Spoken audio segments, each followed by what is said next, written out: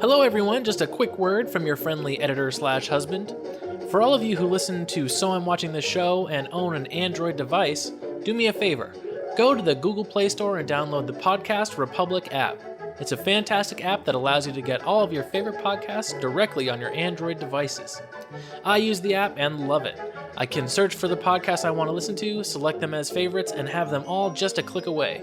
Make sure you set So I'm Watching the Show as a favorite so you don't miss any new episodes. Again, the app is Podcast Republic, available on your Android device. Thanks! We just booked our tickets to New York to see Moulin Rouge on Broadway. We did! And we are very excited about it. Yes, we are. You know, unfortunately, though, I left your middle initial blank and it auto-filled an R. Oh, that's going to be a problem. I'm going to have to deal with that with JetBlue before we leave. Yeah. Why did you leave it blank? Because it's not required. Oh, yeah, but we're going to have to do that. I think it auto-filled the R on mine, and so then it auto-filled an R on yours for the middle initial, even though that's not your middle initial. Yeah, no, we're going to have to I'm going to fix it. I just have to, I have to chat with them. Mm-hmm. Well, I was going to tell you something, I think, exciting. I think you'll be excited about the production. Okay. I was Googling it in between, before we were recording. And it is choreographed by Sonia Taye. Oh my God.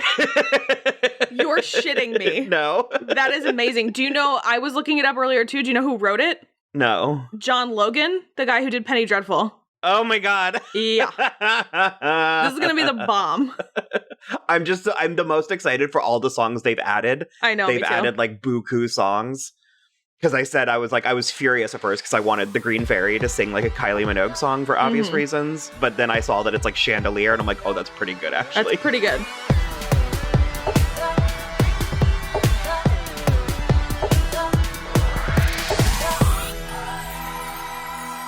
Hello, everybody. I am Will. And I'm Kristen. And this is So I'm Watching the Show. On today's episode, we're going to talk about we'll have to wait and see what has traditionally been labeled as my favorite movie, which is the 2003 live-action Peter Pan. Okay. And this was my first time watching it in a while. And I feel like ever since we've been doing this podcast, I watch movies differently now. Mm-hmm. Would you say the same thing about you? Sometimes. I think movies that traditionally have been my favorites, I don't watch them differently. I watch new movies differently. Like, I watch movies I've never seen before differently than I used to. No, I watch older movies differently now. Because there's a handful of things that worked when I was younger. And I'm like, no, these motivations don't hold up for me anymore. And, I'm also, as of today, as of you hearing this, because this is my actual birthday, the 19th, I am 34. And I feel like that's a pretty... Not so much 34, but being in your 30s and your mid 30s is a different distinction from being in your mid 20s. So it's like, yeah. I think the podcast has had a lot to do with it, but I think I would probably be making these assessments organically. Oh, but, sure.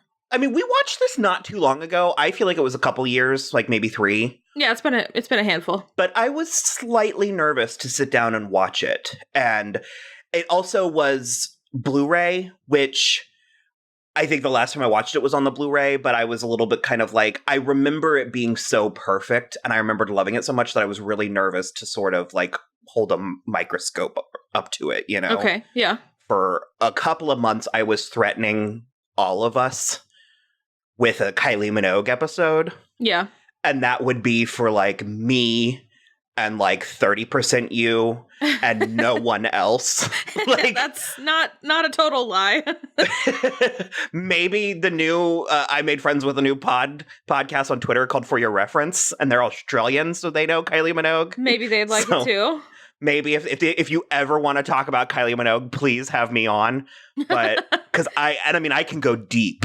Like, I was gonna get into, like, Gotta Be Certain, I Should Be So Lucky, especially for you with Jason Donovan, Where the Wild Roses Grow. Like, I can really get into the dirt with this. And Cowboy Style is, like, one of my favorites. And she went through a Joanne period in 97. So, but we'll most likely do it just because I want to, but I determined that next year for my birthday is going to be the 10th anniversary of Aphrodite, which is her masterpiece. Yeah. So I was like, that might be a better time to do it. So we are off to like a swinging start, man. Okay. Back to Peter Pan. So, as usual, when I care about something, I'm nervous. Like, I want to do a good job. And I feel like I wrote down a lot of notes, but I feel like this is mostly going to just be a free-form conversation. Because I imagine you like this movie a lot too, right? Yeah, a lot. Okay. It's also kind of like a special movie for us because, well, I loved the story growing up far beyond the Disney version. Like I knew the Mary Rigby version before I really knew, like I knew the stage play, I think, before I knew the Disney. Okay. And so I was very familiar growing up that there were different versions of things. Oh, sure. And as evidenced by my debut novel, Fairy Tale. Yeah, I always really loved Peter Pan. There was something about it. I think beyond the mermaids, like I think there was something about it that was like, it was mischievous and dangerous. And I'm gonna go ahead and say this, and don't hear me the right way, don't judge me, but it was always kind of sexy. No, I get it.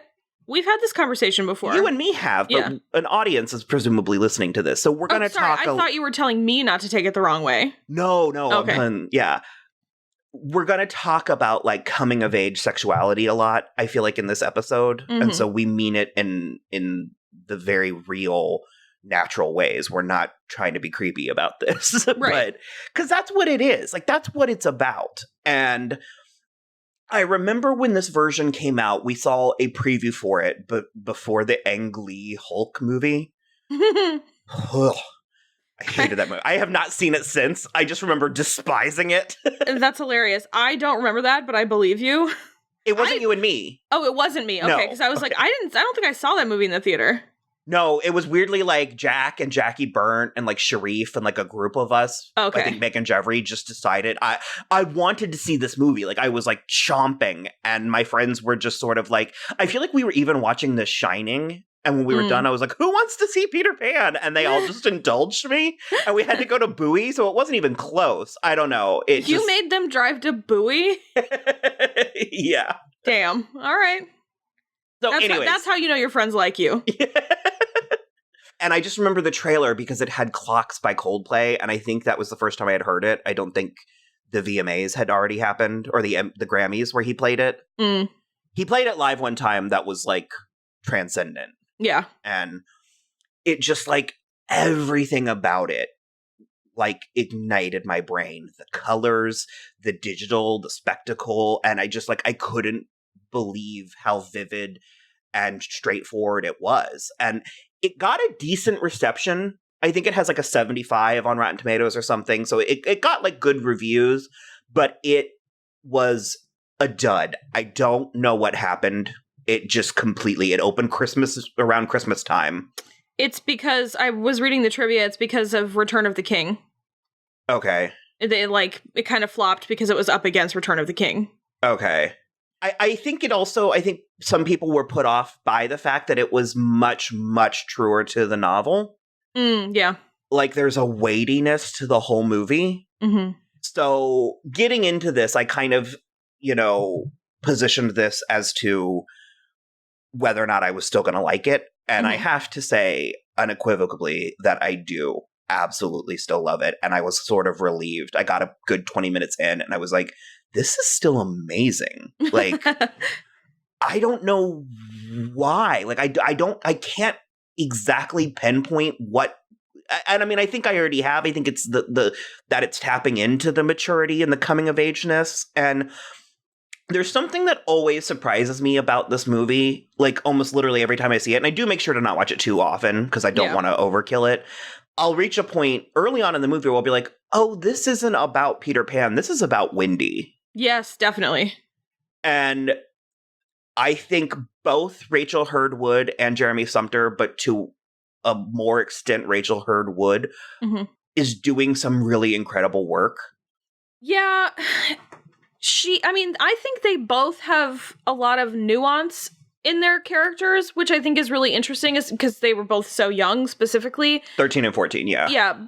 And I really like him as an actor. He did some work on Friday Night Lights, which was, I mean, he was like a dick on it, but he was good. But I think she has more heavy lifting in her performance. And I think that's why she's the most impressive out of everybody. Well, and it just seems like she actually understands what the story is about. And the reason why I started this conversation the way that I did with like sometimes motivations don't hold up for me and stuff is they're having a fight about 2/3 of the way through the story, and it's very juvenile. The language they're using is very kind of childish, but the conversation, the subtext transcends the actual, like... Oh, yeah, absolutely. I can remember being that. Like, I was a little bit... We've talked about it several times, but I was definitely a Wil'S for Boys boy. Yeah. And the line that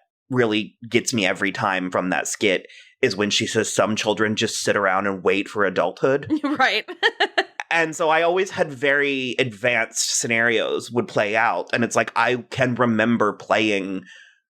House this way. And it's sort of like I said in an episode a little while ago that I played House with a childhood friend of mine where I was having an affair with the maid who she also played. Right. So there are moments in the movie, and I have read the book, but it's been so long that I don't quite remember everything, because this is a fairly faithful adaptation, although I do know that Aunt Millicent is not in the book. I mean, she's fun, though, in the movie. Yeah, especially this time, for whatever reason, I appreciated her presence. And, I mean, it is Lynn Redgrave, who, while not Vanessa Redgrave...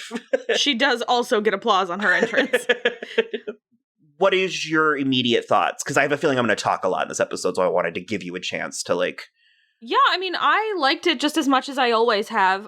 There are moments where, you said it's kind of sexy, and I definitely agree. And then part of me is like, it's a little too sexy. It is. It's a little too sexy for these 13 and 14-year-olds, but it's Their like... kiss is really good. It's very good, and it's also just the whole thing, it just is like being that age, though, where it's like... you're kind of in over your head with, like, the opposite sex or the same sex, romantic partners. You're just a little in over your head, and you're, like, not 100% sure, like, where the line is. You want to open the door, but you have no idea what's behind it. Exactly. And so I do appreciate that part of it, how it does that so well. And then, again, like you said, with the games, like the playing house and stuff, where, like, when she gets to Neverland... and they, like, build her the house, and they're like, you're our mother now. And then she finds Peter, and he just is like, fathers are for punishment. And I just am like, this is, like, so many things happening all at once. It's just, it's, like, a lot of fun, though. Absolutely. And all of the ways that they talk to each other specifically, and... like, in the beginning when he's talking to her about the stories and stuff, and I just love the line, like, one girl is worth more than 20 boys. Yeah. Because, I mean, True. that's how I felt growing up, but it really just does capture that coming-of-age thing in a way that I think very few works of art that I have seen, I'm sure there's plenty, but that I'm familiar with, I think really nail. And it's like, I do think that they register slightly younger than they are, because, like I said, they were 13 and 14 at the time of filming. Although we have documented very clearly that I have no concept of what a teenager is anymore. Nor do I. Because CW shows have completely ruined my perspective, my perception. Yep. And so I don't know, maybe this is classic 13 and 14-year-olds, but I do think they register slightly younger, because not only is this a coming-of-age thing, but it's also an of-its-time thing. And that's where I think the character of Aunt Millicent really does benefit. The, like, Victorian aunt. Yeah, because the mother and father are good. Not that she's not bad, but they're more nurturing in a way that she represents society and, like, the expectations and stuff. And because I always thought her, like, line about, like, novelists are not highly thought of in proper society. Yeah. And even that one line that cracked me up where she was trying to coach, like, Mr. Darling on how to do better at his job and get a promotion. And she just is like, try to be funny. Wit is very in fashion at the moment. Yeah. And it's just sort of like, I can believe conversations like that happened in Edwardian. Like, oh, wit is very, chic right now. Yeah, definitely. As if it's ever been out. But, and just Wendy's, like, fear of being a woman. The expectation of it from her when she's dealing with the adults. She wants to run away from it.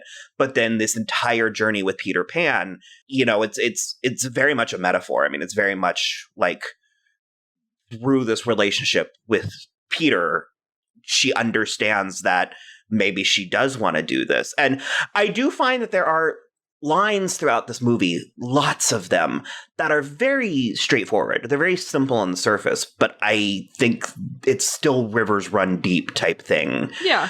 Because my favorite sequence in the entire film has to be the moments right before the flight. Mm-hmm. That's, again, where I'm going to, and I feel weird saying it, but I'm going to throw down the word sexy. Like, the way that they're shot and the excitement and the music, because this is scored by James Newton Howard, and it's a fine score. I mean, he's, you know, a great.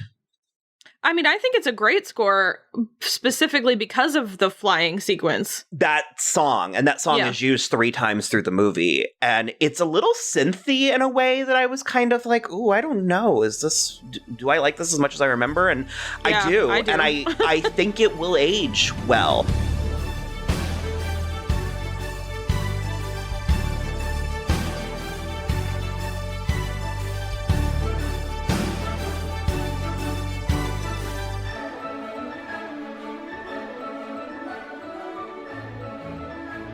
Because that's another thing. I think this movie will age well. And it's really odd, because when I looked at the Rotten Tomatoes reviews, they were all, you know, it was generally favorable.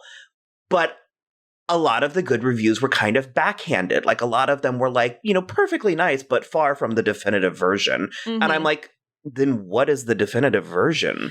Yeah, I mean, that's a good question. Point me to the version that captures the novel better than this. Like, even with professionals, even with critics, I think sometimes, you know, we get to places where we can't see the forest for the trees. Yeah, for sure. That's so wild to me, because I'm with you. Like, what would be the definitive version? The Disney version?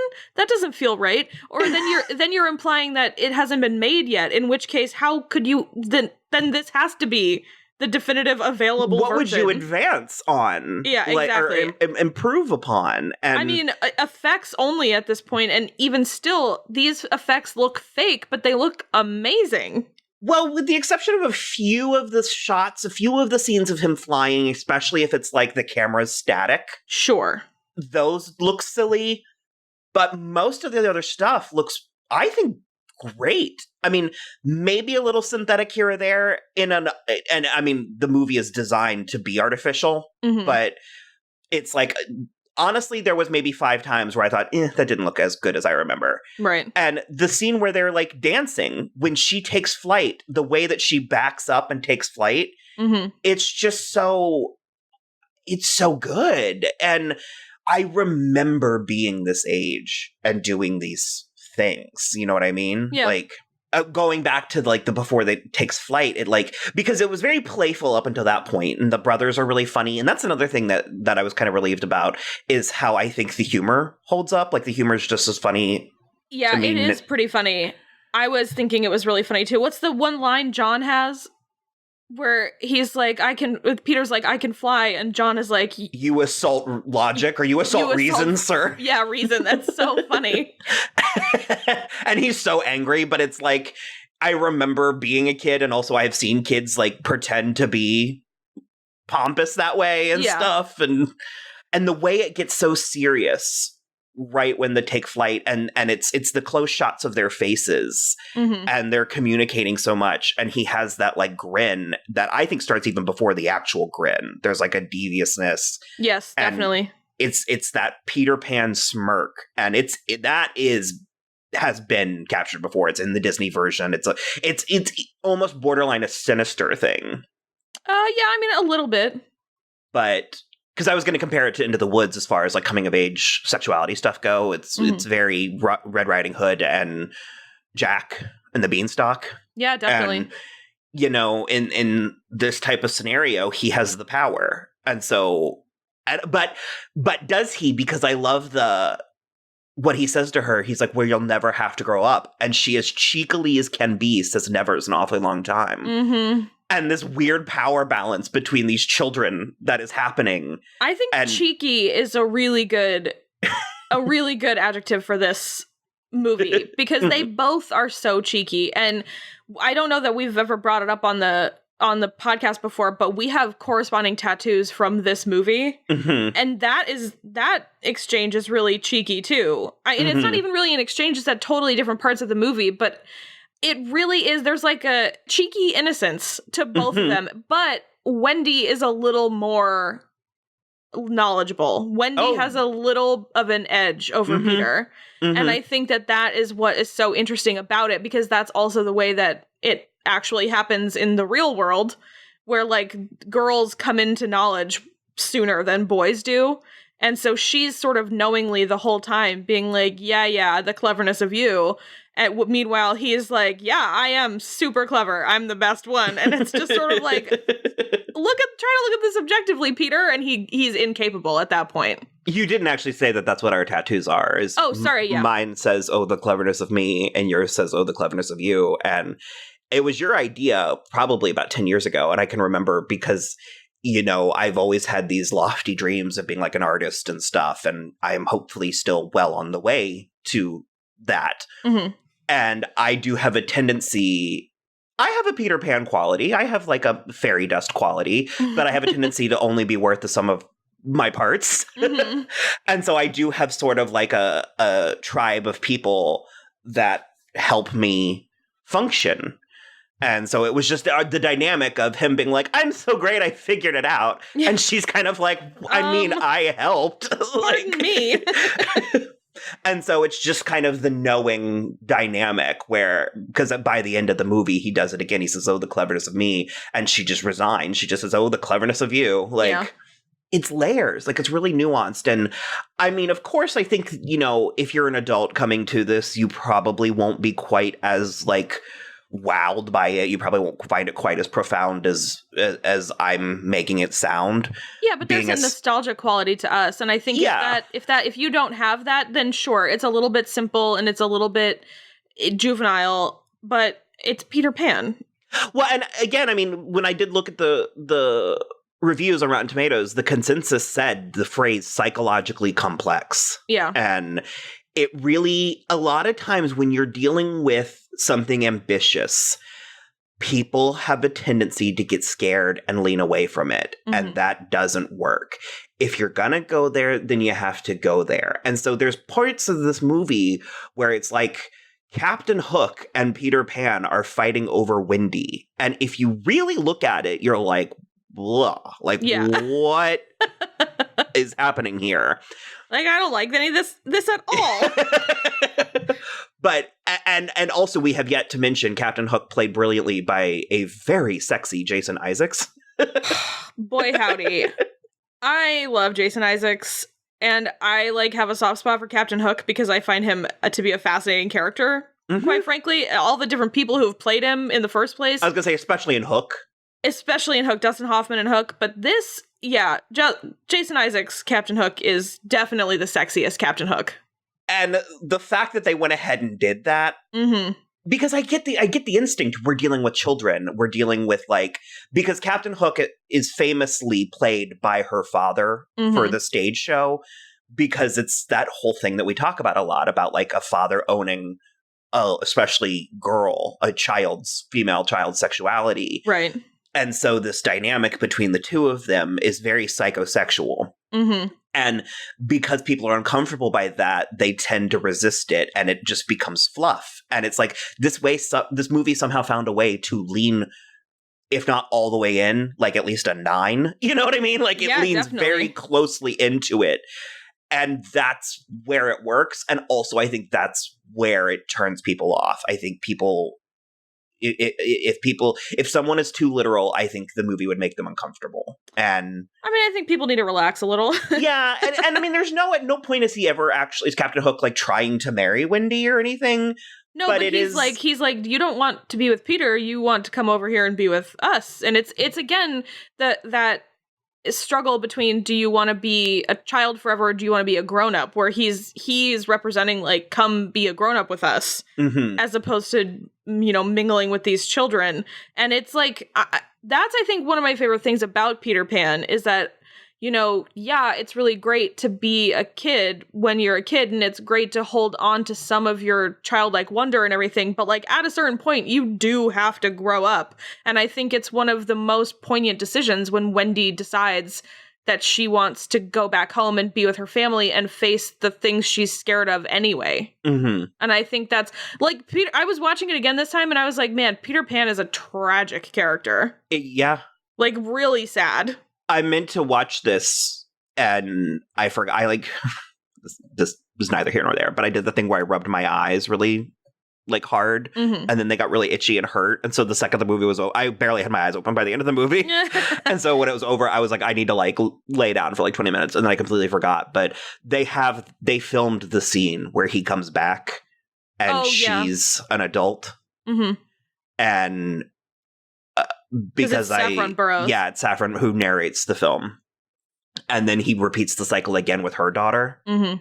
And so in that regard, you know, Peter Pan isn't even real. He's a concept. Yeah. It's like that tryst with, well, puberty. I mean. No, sure. And I mean, it's sort of like your last dash of innocence, like that last summer before you like graduate middle school or whatever. It's like that last time that you're like truly innocent and can do whatever. Yeah, I definitely agree. And I think that that's one of the things that always connected with me, because I talked about in our Muppet episode how I always loved the Muppets, and they're, you know, surprisingly melancholy. And I think that even when I was young, I was kind of drawn to that, especially a beautiful melancholy, which most versions of this story tend to be stunning, visually stunning. Yeah, definitely. I mean, even Finding Neverland, which isn't Peter Pan, but it's like a J.M. Barrie thing, it's beautifully done. We have the requisite, any Peter Pan story has pirates, Indians, and mermaids, and we have all three. I think this production probably is the best version of all three I have seen. I love the pirates. I think they are actually really funny. Yeah, really funny. And I do like that they are a little bit scary and even gross at times. Like, it's not silly, which I think sometimes people go that direction. We've talked a little bit about the problem with the natives in the Peter Pan story. Yeah, all I was gonna say is that leaving aside the fact that Rooney Mara is white, I prefer the aesthetic of them in Pan as opposed to this. Well, we've talked about it before, and we'll go ahead and talk about it again here now because we're talking about Peter Pan. But the issue is that this novel was written in the late 19th century, like the late 1800s. Yeah. And it was very fashionable at the time. I mean, the New World was not quite the New World, but it's still like there was a lot of cowboys and Indians happening. And so it got put into the book because that's what children played adventures, you know, about. And so when you get into more modern times, it's like, well, how do we adapt this? And I do not remember what they're referred to in the book. If they're referred to as, I think, just Indians, I don't quite remember, but you have a dilemma with modern adaptations, and it's how do we go about this? And the two ways seem to be either lean all the way in to the nativeness and make like an accurate version, which is what they did with the NBC Live version with Allison Williams. Oh yeah, I never did watch that. Okay. Elements of it were good. Parts of it, I liked it. The aesthetics were good. But they had very traditional Native American dance and song, and they rewrote the lyrics, which rewriting the lyrics to that song I'm fine with. Yeah. The Indian song. And that's what most people do in an attempt to give the Native American people an actual platform, because they have been railroaded so horribly for so long. For literally forever. Yeah. And the only issue that I have with that is that I don't think it makes sense. Like, why is this like authentic, like historical tribe of people on this fantasy island? Exactly, yeah. And I think I think that that's not the conversation that the book is having.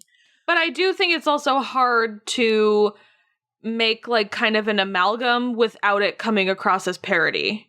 So it's a really like you're really between a rock and a hard place. Well, I was going to say, I think this movie does that. I think this movie, they feel like authentic Native people, and I did not write down her name, but the girl who plays Tiger Lily is actually a princess. Oh. She was from an island, I want to say off the coast of Africa, maybe. Neat. Or maybe in the Mediterranean. I don't think I'm making this up, but I think she actually is a tribal princess. And this was one of the first times that I was like, oh, interesting. You don't feel like you're being clobbered over the head with a history lesson with this movie. Mm-hmm. Because that would really be my only criticism of the Neverlandness is, especially, the Indians and the mermaids were with for such a short amount of time. Yeah. I would like a little bit more of that, but just for the purposes of finishing the conversation, the other version with the natives is to just lean into the fact that they are just a fantasy tribe, just this like fantastical island people. And that tends to be the version I prefer. And, that's kind of what the movie Pan did, which I think is great. And I agree with you. I liked how they portrayed them. And I ultimately, agree that it shouldn't have been, that role should go to a woman of color. Oh, for sure. For not visibility, but representation. That's the one. I couldn't think of it either. So the Indians, in this version, I enjoy, and that's actually a really great bit where you think that they're healing Peter Pan. Mm-hmm. And she's like evoking the eagle and like, and I always switch those words. In that case, she is invoking the eagle, but I always swap those two words. I know that I do that, and I'm sorry. I don't care. I was telling the audience again. There are people here besides you, Kristen. No, there's not. It's just us. And then it turns out that she's actually just sewing the teddy bear back together. Yeah. And because that's another thing, is there are moments of like dark humor in this, and it's also shockingly violent for a PG movie. It's a little violent. Yeah, there's like actually like relatively serious sword fights, and like Wendy and Peter both get bloody at certain points. It's only a little bit. There's not really any only gore. A little, yeah, but still. But we do go through pirates like Kleenexes. We do. We really do. A lot of pirates die. And they get away with this thing that is, I think, very tricky, and I do think they get away with it. But like on more than one occasion, Smee and Smee alone breaks the fourth wall. Yeah.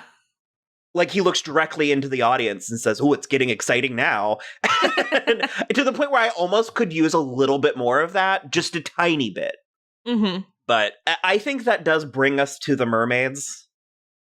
Okay. Anyone who's listened to this before should know that we love mermaids here. I loved these mermaids. It's not how I would do it, but now's a good time to throw Pirates of the Caribbean on Stranger Tides under the bus. I just remember Rob Marshall being like, they had originally designed the mermaids for that to be very otherworldly. They were almost like jellyfish and stuff. And it was, there's, tens of designs, like probably 40 designs out there. And some of them are outright ghastly. Like they're outright horrific looking. And that is a way to go. Yeah. It was done very successfully in the Harry Potter franchise. Yeah. And I just remember Rob Marshall deciding at the last minute that he was like, Gemma Ward is too beautiful. Get all that crap off of her. We want to see a pretty mermaid. And I'm kind of like, well, yeah, we do want to see a pretty mermaid. But I was like, art is littered with nothing but nude female bodies. Like, we've seen it. Like, it's been done. And, a lot of times when I'm imagining mermaids and stuff like that, I imagine there being different types of mermaids and stuff. So it's like in the Harry Potter world, I remember somebody telling me that not all mermaids are quite that ugly, that those were lock mermaids. So they were going to be a little bit, They're freshwater mermaids. Yeah, a little bit gnarlier than probably like... Yeah. It's a mermaid from like the Caribbean or the Mediterranean. And so I kind of like that. And these are in between. It splits the difference. They're pretty and scary, because I actually remember that they like on a genuine level terrified Megan Kim. Oh, really? Yeah, in a way that I was like, you're okay. This is just like... This is pretend. They do have fish teeth, which is really odd. Yeah, they have fish teeth and like kind of like webbed hands with like claws almost. But the one that they really highlight, she has a very unique facial structure. Yeah. And they're all kind of like a murky blue with like red hair. It was, I don't know, I really appreciated it. And even if it's not, the way I would have done it, at least I felt like I was being shown something I hadn't seen before. Yeah. And I really appreciated that. And I always wanted them again. He mentions them another time. I think they should have been present in the climax and the finale. I think. Yeah, I mean, I guess in that sense, I think I would rather if they were prettier, if they were going to come back again and like taunt the pirates, maybe. I just imagine them drowning pirates, like. Well, sure, but I think the other thing too is it is interesting that they chose to make them look that way because, in my opinion, the rest of the movie is so beautiful. Mm-hmm. Like, there's no other like semi grotesque parts. Yeah.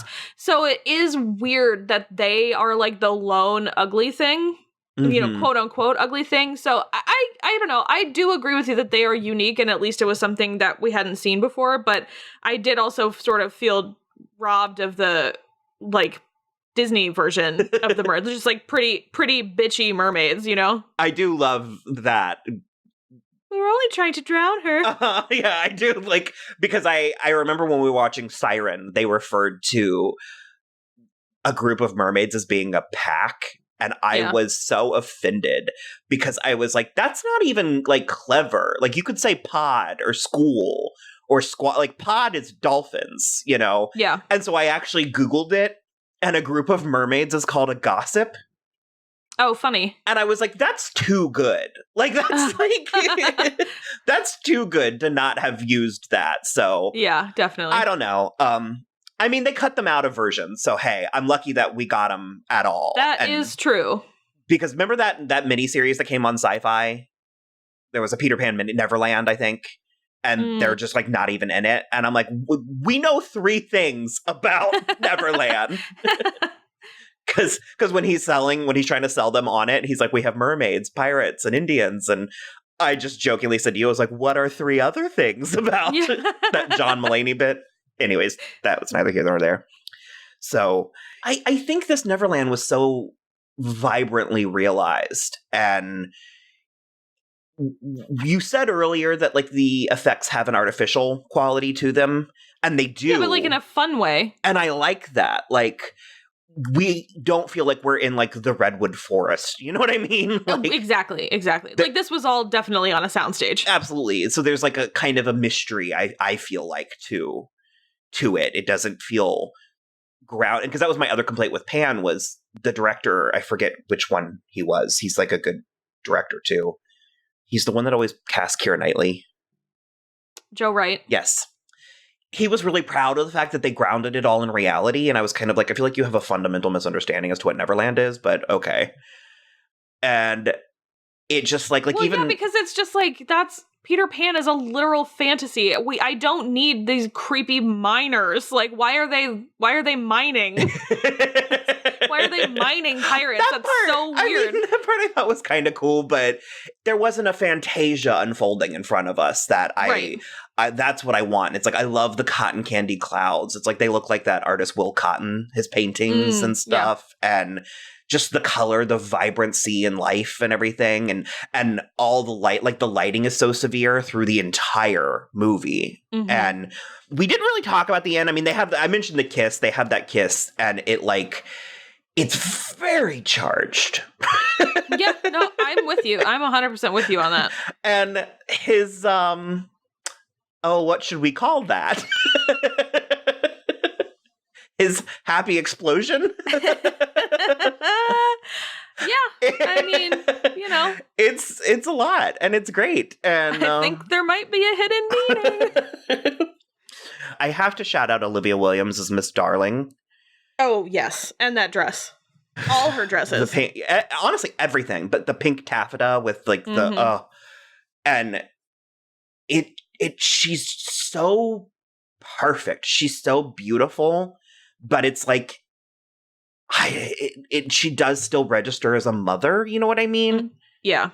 And frankly, she's one of my favorites, and she was on Dollhouse. Was she really? Okay. Yeah, she was like one of the leads on Dollhouse, and I loved her on that too. And that show did not get enough play, in my opinion, but that's a conversation for another day. But I've liked her for a long time. I was going to say, we're going to have to cover it because I feel like you have mentioned that more than any other show. Like, save for Buffy, you were constantly bringing up Dollhouse on this. Look, I'll be honest, I never finished it, and I've heard that season 2 is better. Again, this is a conversation for a different time, but like, I don't feel the studios have treated Joss Whedon fairly with his TV shows in the past, and that's all I'll say for now. But yeah, she just has the whole thing about the kiss in the corner of her lips. It's like, I can see it. You know what I mean? Oh, for sure. For sure. And just the speech that she gives the children about Mr. Darling being brave. Yeah. It's so wise and gentle. And frankly, even Jason Isaacs' portrayal as Mr. Darling is excellent because Mr. Darling is a character who is easily unlikable. Like, a lot. Yeah, definitely. And he manages to not do that. I feel like it's this version and this version alone where I am like also sort of, I understand the plight of, he's a little bit pathetic in this one, where in like other versions, he's just a giant man baby. Oh, okay, I get it, yeah. But it's more, in this one, it's more of like he's just sort of a doofus also. Well, he's just like an everyman trying his best. Yeah. And so when Miss Darling, because that's why she goes to the party, is because she is literally all he has. Like, she's his only big gun. Right. And so it's sweeter. And just like when she gives that sort of speech to them, it's really very tender in a necessary way. And I think it does a lot. I have a memory of you feeling passionately about the betrayal of Tinkerbell, and in particular, Ludwig Sanyar. You mean like when she betrays? I feel like you didn't like her. Well, I had only ever seen her in one, or no, I watched this movie well before, so we watched this movie, and then I had seen her in a movie called Swimming Pool, which is weird. So I don't love her as an actress, but she's not my least favorite. Okay. And I don't have like a huge problem with, I mean, it's when she betrays Peter, it's not great, but then she like almost immediately drinks the poison. So it's not like a huge deal. No, I mean, she makes up for it. Yeah, I thought I remembered her performance. I thought you didn't care for her performance. And I mean, again, it's not my favorite. I was going to say... And I feel weird that she doesn't talk. Oh, I like that. I mean, it's fine, but it's strange. I think it's a mixed bag for me. Some of her... It's like, I'm in a very, like, love it or hate it place. Like, some of it I love and think was perfect. And some of it I think is too much. I think that's the only part about the movie that really comes off as juvenile to me is the like close-ups of her making like the ugly faces and stuff. Yeah. And there's a handful of times where they just go for like the juvenile comedy and the fart is not included in that. I actually think the fart is hilarious. When Wendy goes, and I thought fairies to be charming, and then she farts in her face. Like, that one I think works, but it's like, it's, I guess, considering the entire performance is so over the top that you take the good with the bad. But I think ultimately I do love her in this, and I do think she is right. I guess on a personal level, I would have toned down maybe certain areas. Yeah, like a little bit, toned down a little bit of her snottiness.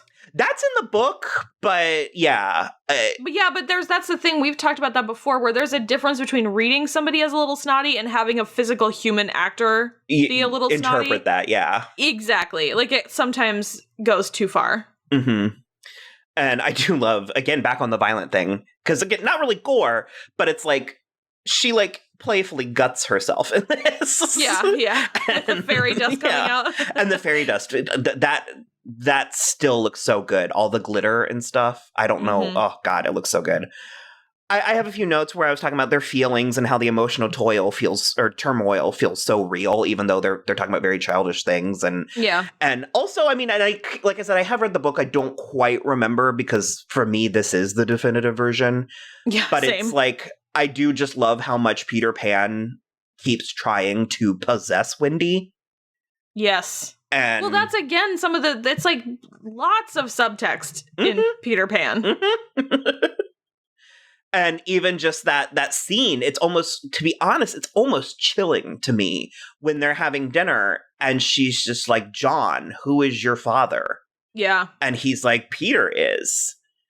And she's like, Michael, who is your mother? And he's like, why, you are, Wendy. And it's like, it's sort of like you're in a cult type of a thing. Yeah, I was going to say, it's almost like Pod People. Mm-hmm. Almost. It really, I think this reaches for such great heights, and as far as I'm concerned, it reaches most of them. Yeah, it attains. I think this movie did exactly what it wanted to do. Mm-hmm. I think it met every expectation that it put out there, for sure. So I maintain.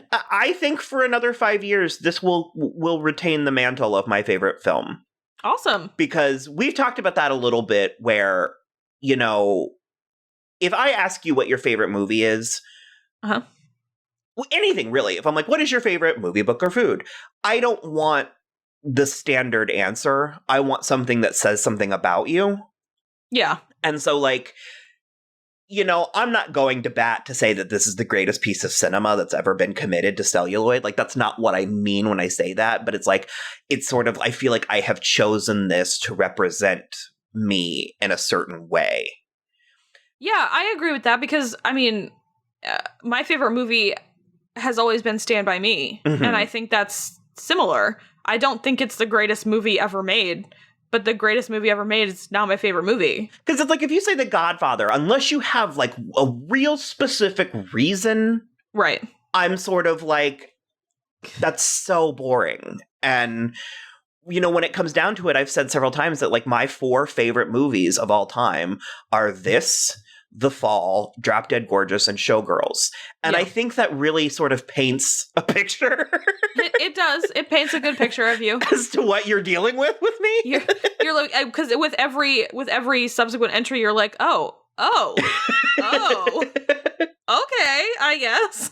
So, and I've had that issue my whole life with people trying to put me in a box. And, you know, a lot of people would see the Showgirls coming. Like, they'd be like, that makes sense because you're, you know, gay and over the top. And it's like, yeah, but I mean, were you imagining The Fall being in there? Like, I don't know. It just, I feel like those 4 works. And, you know, for a long time, I had some stuff like Sin City. And frankly, we need to revisit that. We've been threatening to. Sin City, I'll revisit Sin City whenever. But yeah, so I think that's about it. So. Okay, well, as always, I mean, happy birthday in the first place. Thank you. And then, as always, you can follow us on Twitter, @SoI'mWatching, Instagram, @SoI'mWatchingThisShow. We are also on Facebook and Tumblr, So I'm Watching This Show. Is the Peter Pan soundtrack on Spotify? It is, and the flight song will definitely be on there, as well as closing out this episode. Awesome. So I'm Watching the Show, the music. And then other than that, just please rate, review, and subscribe on iTunes or wherever you listen. Bye. Off we go.